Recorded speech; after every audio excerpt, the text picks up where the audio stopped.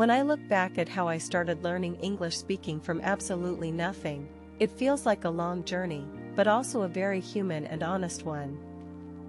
I wasn't confident, I didn't know how to form sentences, and I was afraid of making mistakes. But little by little, through small habits and simple methods, I slowly built the ability to express myself. Today, I want to share this story in a natural, conversational way, just like talking to a friend, and maybe it can help someone who is starting their own journey. When I first began, I honestly didn't know where to start. Grammar books were confusing, vocabulary lists were boring, and I quickly realized that none of it helped me speak.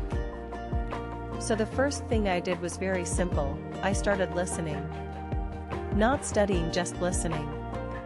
I played short YouTube videos, movie clips, and even English songs. I didn't understand everything, but that didn't matter.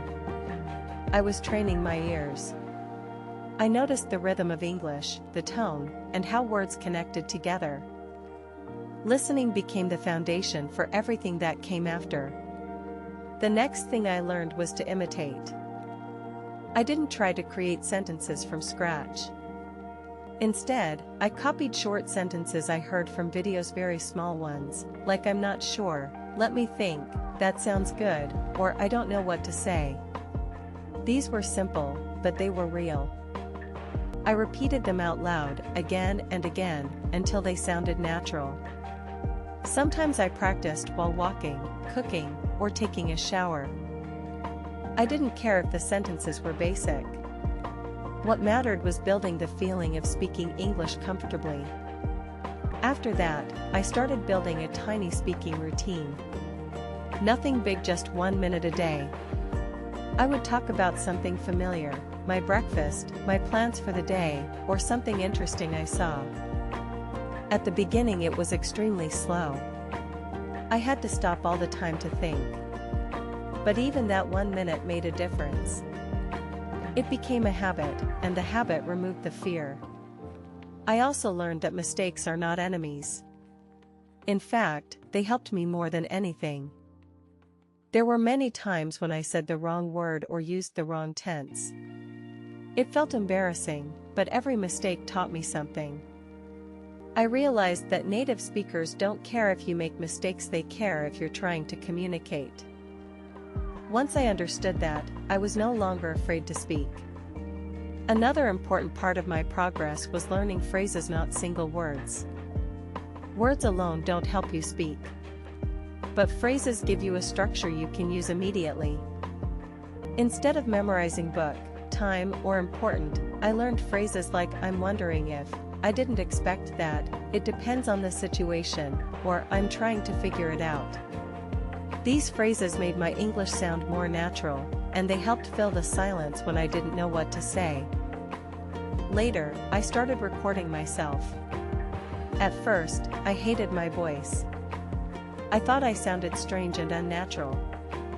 But recording helped me notice my mistakes and track my improvement. Sometimes I compared my voice with a native speaker's pronunciation and tried to imitate their tone, their pauses, and their emphasis. It wasn't perfect, but it worked. The real breakthrough happened when I started thinking in English just a little bit at a time. I didn't try to translate everything in my head, that was too difficult. Instead, I practiced thinking simple thoughts in English, like "I'm hungry," "I need to go out," or "That's interesting." Slowly, my brain stopped depending on translation so much. Once that happened, speaking became faster and more natural. Another thing that helped was using English in real situations. It didn't have to be speaking to real people at first. Sometimes I spoke to ChatGPT, sometimes to Siri, and sometimes to no one at all. I also joined online language exchange groups and practiced saying simple things. I realized that real communication forces you to use English in a meaningful way. It's not the same as memorizing. It's connecting. Over time, I built a weekly plan that worked for me. I didn't study for hours every day.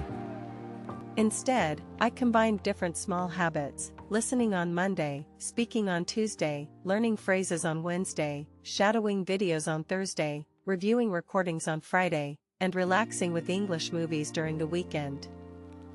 This routine kept me moving forward without feeling overwhelmed. Now, after all this time, I still don't think my English is perfect, and that's the point.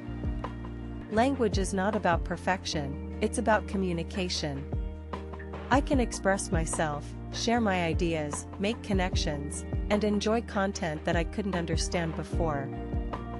And all of this started from zero with small steps, simple habits, and the courage to keep speaking even when it felt uncomfortable. So if you're starting your English speaking journey right now, trust the process. You don't need talent. You don't need perfect grammar. You just need a little patience, a little consistency, and the courage to speak out loud. If I could do it from zero, you can too.